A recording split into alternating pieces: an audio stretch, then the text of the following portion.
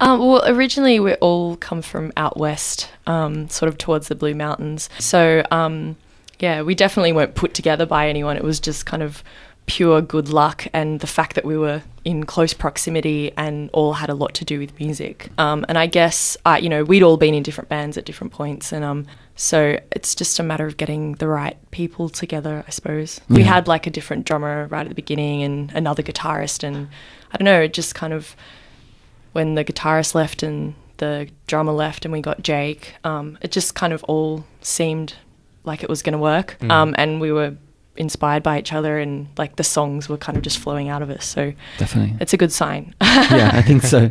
And so tell me a little bit about like the starting then, like what kind of demo tracks you were laying down, like what the initial kind of process was in terms of formulating songs. I think at the start it was really difficult because where we rehearsed back in the West, there's a massive metal scene. So when we were rehearsing, like if you wanted to do like some sort of soft music, it just wouldn't happen because you had to compete with these metal bands next door, and they were like, the sound was spilling through, and it was just like, so we're like, okay, yeah, let's just do aggressive music. So our first demos were really sort of raw and loud, and I guess we were just trying to be able to hear ourselves, so we turn everything up to 10. So I think that's where I was writing from as well, just aggression and frustration. I couldn't be heard.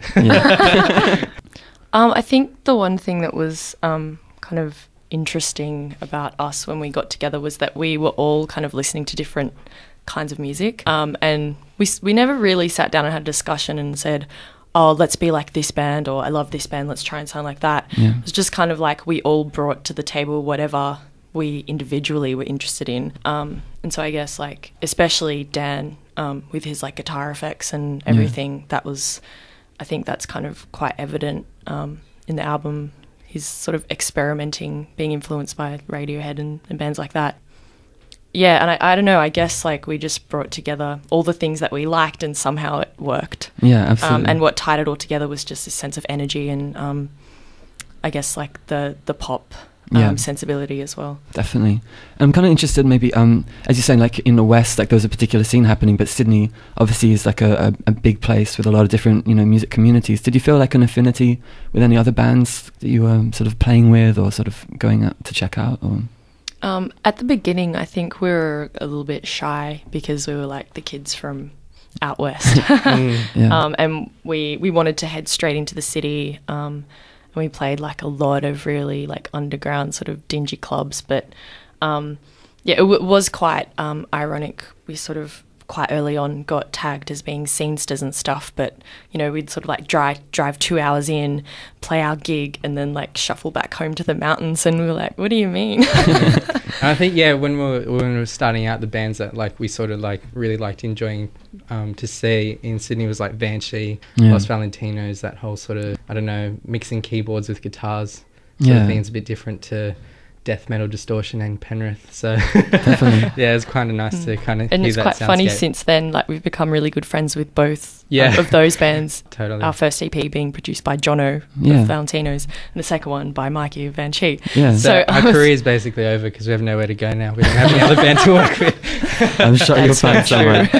Sorry. But it is interesting to see with the remixes, like the connections that you've made, like I suppose with different, people with different musical ideas, but obviously like a broadly compatible philosophy about sound. And so maybe with the remixes, did you kind of have particular ideas of who you wanted to approach, or people volunteering to come and reinterpret your tracks? Or I don't know. I guess at the beginning I didn't really know all that much about who was cool to ask to do a remix or anything. So I just spent a lot of hours online, and I started reading blogs, and I wanted to make sure that we gave it to some people that would interpret it in a different way and really give their own flavour to it. Definitely. And also that, of the remixes that we choose, they're all like really different from each other, so that we can sort of, I guess, broaden our appeal. But we were really excited to sort of work with some people overseas as well as local.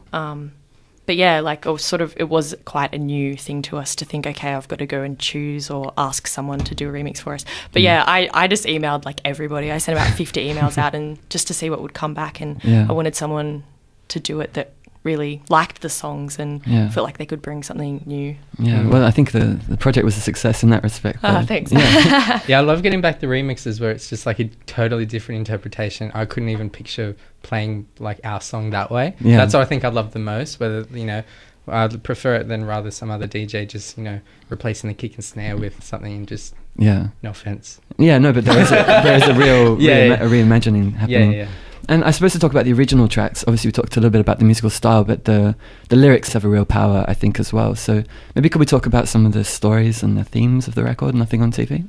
Yeah, sure. I think there's a broad sort of, thematically, I just wanted to write lyrics and have a record where people could really have ownership of the songs and apply them to their own lives. And so there's a lot of sort of, I guess, relationship sort of stories. But there's also themes of, just as a young person, just kind of trying to find where you fit in and where you're going and trying to find the motivation to like really be who you want to be, I guess, like, which is something relevant to our experience, like on this journey in particular. And I guess there's also like Nothing on TV itself.